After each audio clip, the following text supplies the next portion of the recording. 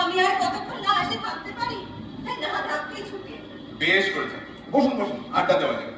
বাহ, কি সুন্দর খবরই বেঁচেছেন সৈনিদি। বেশ করে বেড়ায়। এখন আমার বেলা নাটি আর মহিব একাকি বিরহের কাজ। বুঝতে ডাক্তার কিন্তু আমার ঠিক ছিল।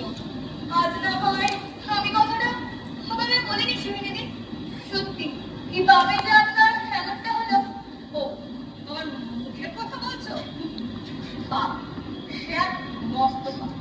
আজ রাতে তোমাদের একটা গল্প বলবি, একটা মেয়ের গল্প।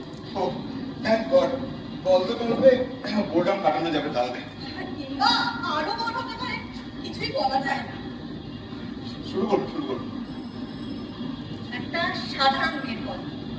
তোমার মতো চোখ ধাঁধানো রূপশ্রীটার ছিল না এটা।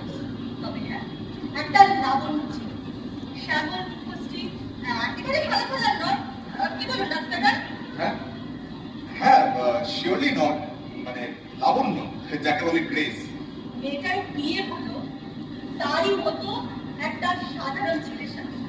ধরে নাও না, ছেলেটার নাম সত্যে আর মেয়েটার নাম লক্ষ্মী। লক্ষ্মী? বাহ, লক্ষ্মী মেয়ের গল্প। ঠিক বলেছেন, লক্ষ্মী মেয়ের গল্প। অফিস পালিয়ে বউকে নিয়ে বেড়াতে বেরোতে সত্যে। ঝোপে ঝোপে জোড়াকে চলে উঠলে লক্ষ্মীও সত্যের কানের কাছে মুখ নিয়ে গিয়ে গান শোনাতো। শহীদে লক্ষ্মীকে আপনি প্লিজ বলুন না, তাকে